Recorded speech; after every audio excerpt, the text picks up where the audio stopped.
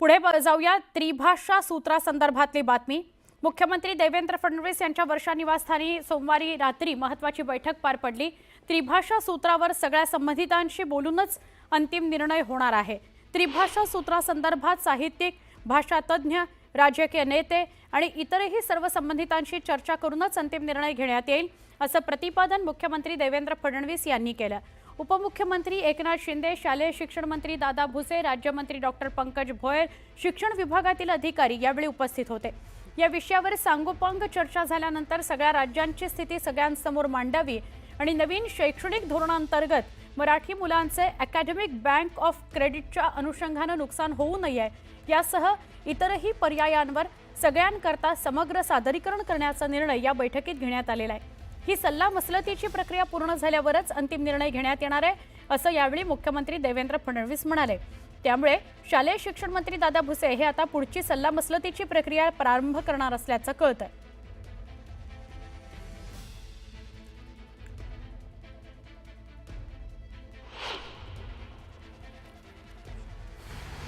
ठरवत असताना आपल्या या महाराष्ट्राच्या राज्याच्या विद्यार्थ्यांचं हित भविष्याच्या दृष्टिकोनातून ज्या मुद्द्यांवर आधारित निर्धारित करण्यात आलेलं होतं त्याचं माहिती त्यांच्याकडे आम्ही नेऊन त्या ठिकाणी ठेवू आणि सर्व मांडणी त्यांच्यासमोर केली जाईल। त्यांचेही जे काही मतप्रदर्शन असेल, ज्या काही सूचना असतील तर त्याही त्या ठिकाणी ऐकून घेतल्या जातील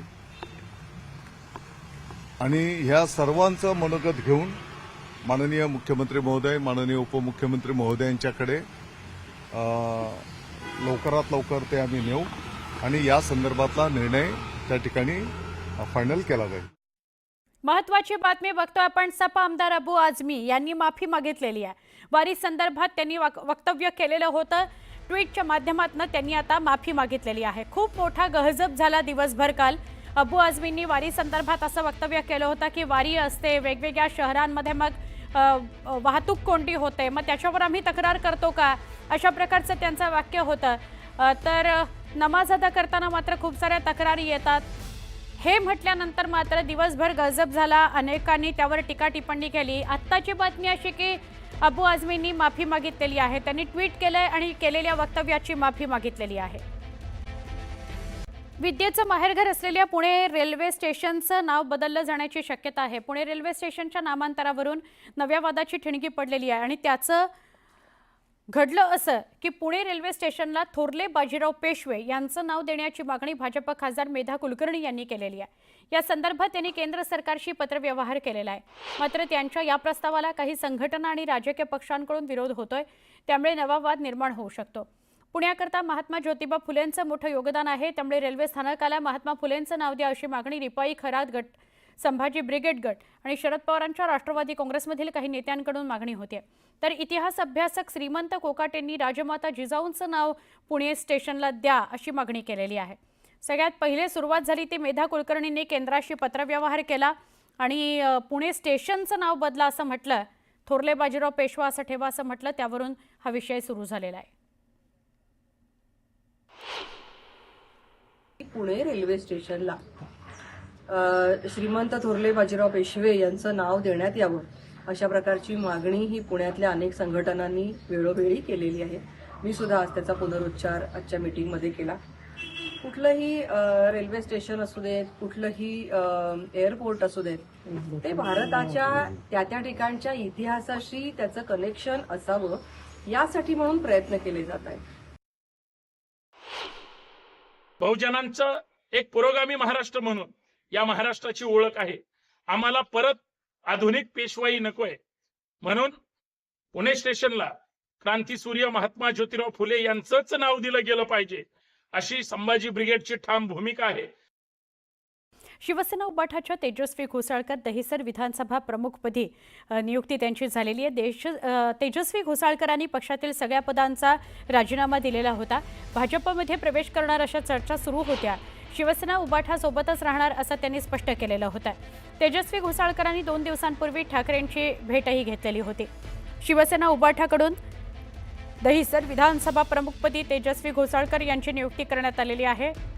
दरम्यानच्या काळात खूप साऱ्या घडामोडी घडल्या, त्या नाराज होत्या. त्यांच्याच पक्षातले स्थानिक त्यांना सहकार्य करत नाहीत असं त्यांचं म्हणणं होतं.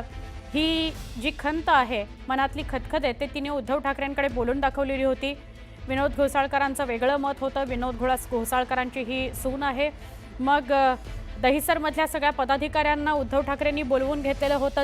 त्यांच्याशी या संदर्भात सल्लामसलत करण्यात आली होती. तर आत्ताची बातमी हीच आहे की दहिसर विधानसभा प्रमुखपदी तेजस्वी घोसाळकर यांची नियुक्ती करण्यात आलेली आहे. पुण्याच्या खडकवासला धरणातून पाण्याचा विसर्ग वाढवण्यात आलाय. खडकवासला धरणात पाणी पातळीत वाढ झाल्यानं 3883 क्युसेक इतक्या वेगानं पाण्याचा विसर्ग सुरू आहे. नदीकाठच्या लोकांना सतर्कतेचा इशारा देण्यात आलेला आहे. हे खडकवासला धरण, या खडकवासला धरणातून पाण्याचा विसर्ग वाढवला गेलाय. त्यामुळे नदीकाठच्या लोकांना सतर्क राहा असं सांगितलं गेलंय. 3883 क्युसेक प्रति तास इतका पाण्याचा विसर्ग केला जातोय. कोल्हापूर, पुणे, नाशिक नंतर आपण रायगडकडे वळूया. रायगडच्या रोहामध्ये गेले 2 दिवस सतत मुसळधार पाऊस पडतोय. त्यामुळे रोहा शहरातली कुंडलिका नदी दुथडी भरून वाहतीये. कुंडलिका नदीच्या पाणी पातळीत मोठी वाढ झाली आहे. त्यामुळे नदीनं इशारा पातळी ओलांडलेली आहे. सुरक्षेच्या दृष्टिकोनातून कुंडलिका नदीवरील जुन्या पुलावरची वाहतूक बंद करण्यात आलेली आहे. कुठलाही अनुचित प्रकार घडू नये म्हणून ही वाहतूक बंद करण्यात आलेली आहे.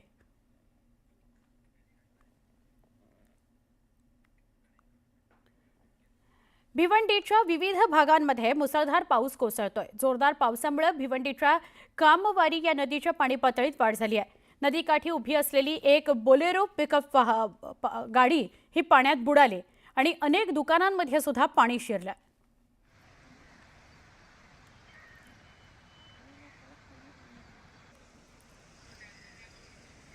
मध्यरात्रीच्या दरम्यान भिवंडी शहर आणि ग्रामीण भागात मुसळधार पाऊस झाला. कामवारी नदीची पाणी पातळी वाढली आणि नदीलगत अनेक झोपडपट्टी परिसरामध्ये पाणी शिरलं. शहरातल्या बाजारपेठमध्ये सुद्धा पाणी शिरलं. तीनबत्ती भाजी मार्केटमध्ये पाणी शिरलं. सकाळपासूनच पावसानं उसंत घेतली आहे. त्यामुळे पाणी पातळी आता हळूहळू कमी होऊ लागलेली आहे. परंतु खबरदारी म्हणून नदीलगतच्या लोकांना सावधगिरीचा इशारा आपत्कालीन यंत्रणेनं दिला आहे. अनेकांच्या घरात पाणी शिरलं. ही बोलेरो टेम्पो आपण जर बघितली तर ती सुद्धा अर्धी पाण्याखाली गेलेली आहे. काहींच्या घरात, दुकानांमध्ये पाणी शिरलेलं आहे आणि 5-5 फूट पाणी आहे. भिवंडीसह परिसरात मध्यरात्री मुसळधार पाऊस झाला आणि त्यात आजूबाजूच्या ज्या झोपडपट्टी, कामवारी नदीच्या आजूबाजूचा जो झोपडपट्टीचा भाग होता तिथं हे पाणी शिरलं. रहिवासी भागामध्ये पाणी शिरलं. सकाळपासून जरी पावसानं उसंत घेतली असली तरी असाच पाऊस पुन्हा पडू शकतो. त्यामुळे काळजी घ्या असं आवाहन कामावरी नदीच्या आजूबाजूच्यांना सांगण्यात आलंय. नाशिक शहरात जून महिन्यात गेल्या 23 दिवसांमध्ये 315 मिलीमीटर पाऊस पडलाय. या पावसानं 2017 सालचा विक्रम मोडून काढलाय. जिल्ह्याचा धरणसाठा 43% आहे.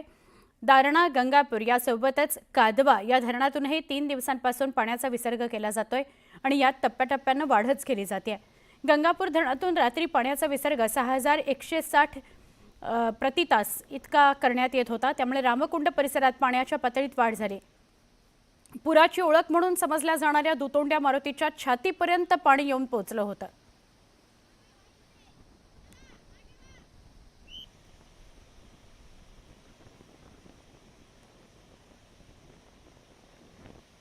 आपण 2 दृश्य बघतो आहोत. एक दृश्य ते म्हणजे गंगापूर कादवा या धरणातून पाण्याचा विसर्ग सुरू आहे त्याचं दृश्य आणि दुसरीकडचं दृश्य म्हणजे रामकुंडाचं दृश्य. जो पाण्याची पातळी गुडघ्यापर्यंत होती, या मारुतीच्या गुडघ्यापर्यंत पाणी होतं, तेच पाणी या धरणांचं पाणी सोडलंच गेल्यामुळं छातीपर्यंत आलेलं आहे. मारुतीरायाच्या छातीपर्यंत पाणी आलेलं आहे. नाशिकमधली ही दृश्य आहेत. नाशिकमध्ये या गोदावरीला 2दा पूर येतो, म्हणजे 2 पद्धतीने पूर येतो. पहिला तर जर पूर्ण नाशिक शहरामध्ये मुसळधार पाऊस पडला तर खूप मोठ्या प्रमाणात गोदावरीच्या पात्रामध्ये पाणी येतं, पुरासारखं पाणी असतं. आणि दुसरं म्हणजे धरणातून जर पाण्याचा विसर्ग सुरू झाला, म्हणजे गंगापूर, कादवा या सगळ्या धरणामधून जर पाण्याचा विसर्ग झाला तर त्याचं पाणी या पात्राला येऊन मिळतं आणि त्यामुळे सुद्धा पूरसदृश्य परिस्थिती निर्माण होते. त्यावेळेला विशेष काळजी घेण्याची गरज असते. जी पूर नसताना आपण मंदिरं, देवळं, मूर्ती या पाहू शकतो, रामकुंड, सीताकुंड, लक्ष्मणकुंडामध्ये, त्या पूर आल्यावर मात्र दिसेनाशा होतात.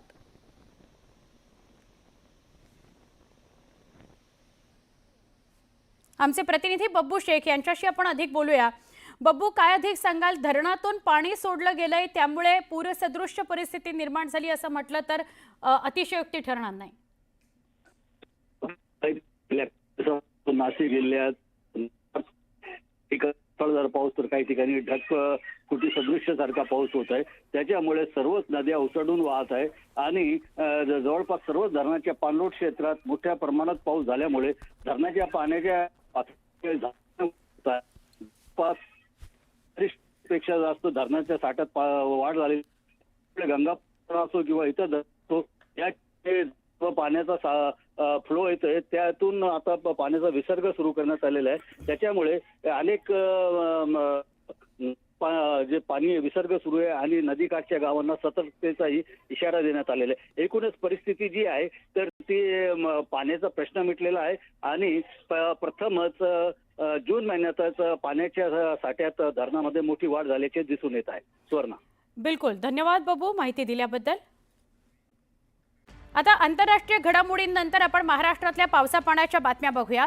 कोल्हापूरच्या धरण क्षेत्रात पावसाचा जोर कायम आहे. पंचगंगा नदीची पाणी पातळी ही पात्राच्या बाहेर आलेली आहे.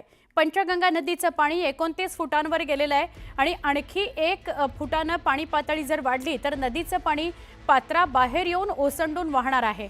जिल्ह्यातले 19 बंधारे सध्या पाण्याखाली आहेत, त्यामुळे काही भागातील वाहतूक व्यवस्था विस्कळीत झालेली आहे. जिल्ह्यातले अनेक लघु प्रकल्प 100% भरलेले आहेत आणि त्यातून विसर्ग सुरू आहे, त्यामुळे पाणी पातळी आणखी वाढणार आहे.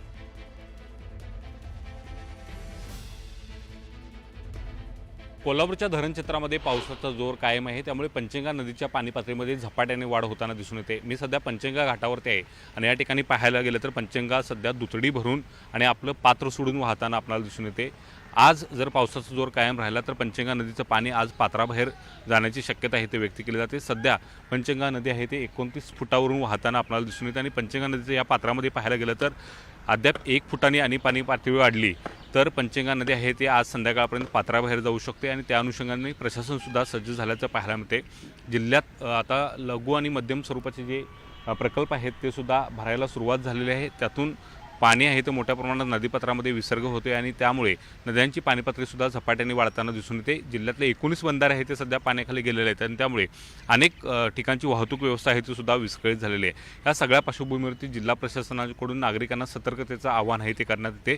राधानगरी धरणसुद्धा आता 60% वर भरलेलं आहे आणि त्यातून सुद्धा मोठ्या प्रमाणात आहे ते विसर्ग होताना दिसून येते. आलमट्टी धरणाचा जो विसर्ग आहे तो 70,000 क्युसेक होता, तो आता कमी करून 50,000 क्युसेक करण्यात आलेला आहे. त्यामुळे पाणी पातळी कमी होण्याचे वेग आहे तो संतपणे आपल्याला दिसून येते.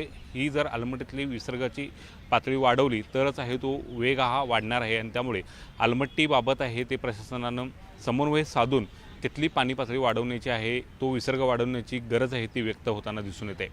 व्हिडिओ जर्नलिस्ट संदीप पाटील आणि ज्ञानेश्वर साळुंखे, न्यूज 18 लोकमत, कोल्हापूर.